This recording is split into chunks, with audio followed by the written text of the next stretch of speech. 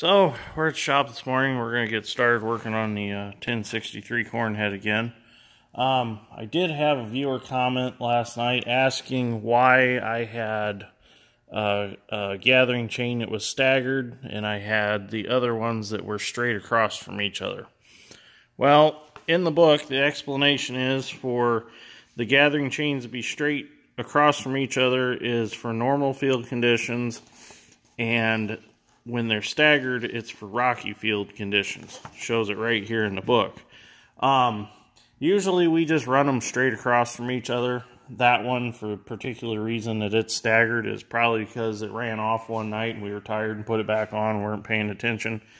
Which, to me, I've watched them both ways, and I think they feed just as well either way. I don't really see too big of a difference in them.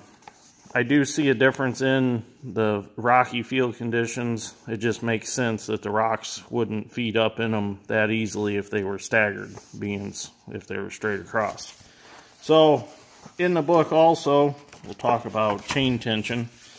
The book says to tighten them down so that the spacer is within 1/8 to 1/4 inch from the nut and the washer. So, that's pretty tight. We don't run ours quite that tight. We run them a little less than that, maybe 3/8 of an inch. And you're supposed to check them every 50 hours. So that's what we do. We run it and check them every 50 hours. So we'll go over to the head now and start tightening these up. These haven't been tightened up in a while. We probably finished out the season and didn't tighten them up. So what I do is just take a good pair of channel locks and just tighten them.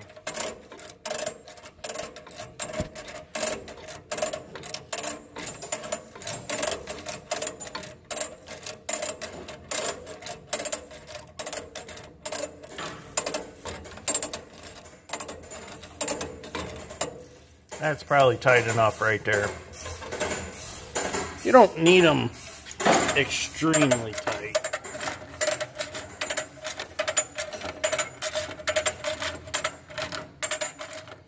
If you get them extremely tight, I just think it prematurely wears them. It's like an excavator track chain. You tighten them to get those banjo string tight. That's not right. That's just asking for premature sprocket wear, premature rail wear.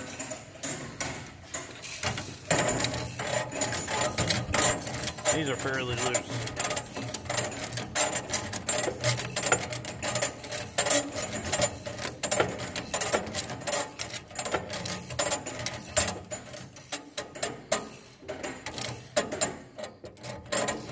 So there you go.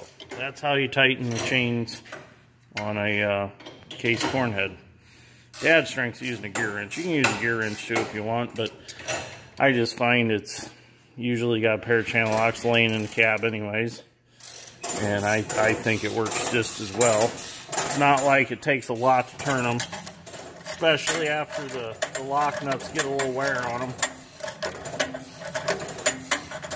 So if you're wondering how to put a gathering chain back on, loosen this all the way up, shove the sprocket all the way in, and then you'll have to have help because somebody will have to hold the row divider back. Get it started here on the front, and then work it around the back, and then tighten it back up. Tighten it up to 3/8 to 1/4 of an inch right here, and you're good. All right? What would you rather use, gear wrench or channel locks? Gear wrench. I'd rather use for the first time of the season. I'd rather use channel locks. They're just as fast. So we did order a poly auger trough kit for this head, so we will be doing a video on doing that. So if anybody's interested in seeing how one of them kits work, we're going to be getting one here in a couple days. We're waiting on it. We think it'll probably be here in probably 2 days, and then we'll get that put in. So we're going to move on to some other things today. I'm going to make this just a short video on how to tighten these chains. And then I'll probably make a video of this itself, and then I'm going to add to this video. So we're going to keep going. So if you like this episode, give me a like and subscribe. And thank you for watching it so far. Okay, we're on the right side of the combine now. We're going to start setting it up for corn. First thing we're going to do is we're going to shift the rotor into low for corn, which is just simple as grab your chopper belt here, turn it a little bit, shift it over to low, and then we are going to change the chopper belt. Here's the diagram for the chopper belt. We need to change it down to slow speed for corn. Right now it's set up for beans, and we'll have to drop the stationary knives down out of the chopper. So to do this, just simply, let me grab the light so we can get it up here. There, that's better. Simply grab this, which we have it extended. Makes it a little easier. I gotta flip the thing up. Sorry. Flip that up. Pull this down. It gets caught up there. Whoops. Oh, darn it. Stay up there. It's kind of a two-handed job. I don't know if I can do it one-handed. I can't do it one-handed. Okay, so I got the tension relieved on the idler. I had to pull it down. Somebody put this square tube on here at one time to pull it, or make it easier to pull, but it hits right here on this adjustment. So you got to hold this, pull this down. So now we're going to get our belt off the top. We're going to drop it down behind to the smaller pulley up here. And then we're going to come down here. And we want it on our inside pulley down here. And that gives us our slow speed for the corn. Then all you got to do is simply pop this back up.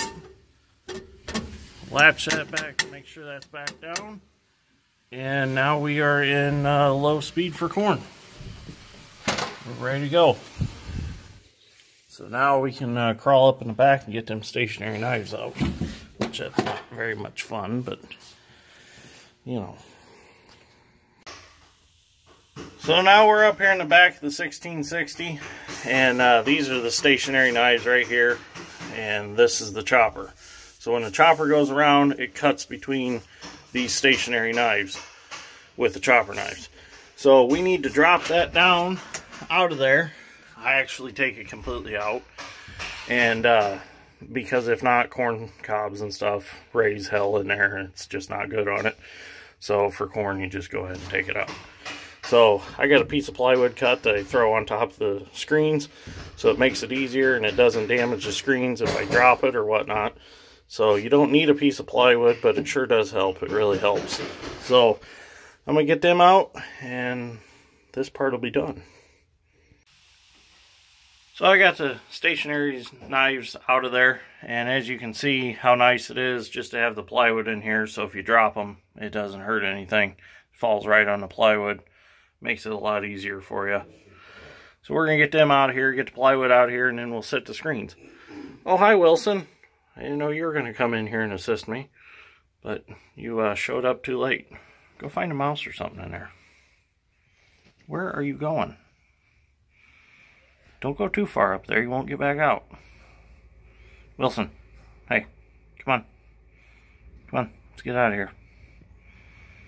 Goofy cat. Where is he going? Huh. Come on, Wilson, get out. There you go. Go on. Get. Okay, now I'm going to set the screens.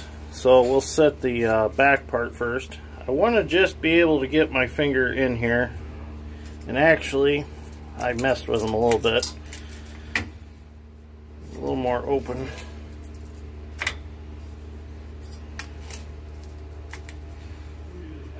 Hair more. That's about where I want them for corn. So let's come over here to this one. This one's only on about 2.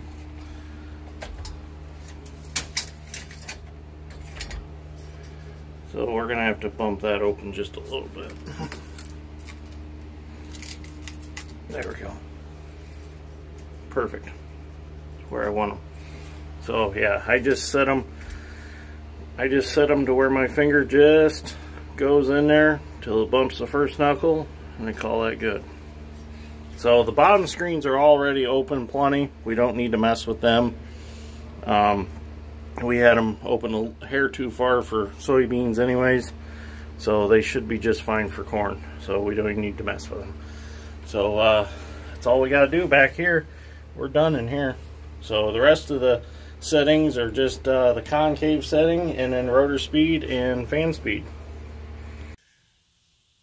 So now we're on the left side of the combine. We're going to set the concave adjustment real quick. We've got it on 3, and we wanted about 3.5 is where we're going to start. So we'll just ratchet it down here to about right there, and that should work. We'll flip that the other way. So combine's ready to pick corn other than the fan setting and rotor setting, and we can't do that until it's outside running. So that's as much as we can do in the shop for now.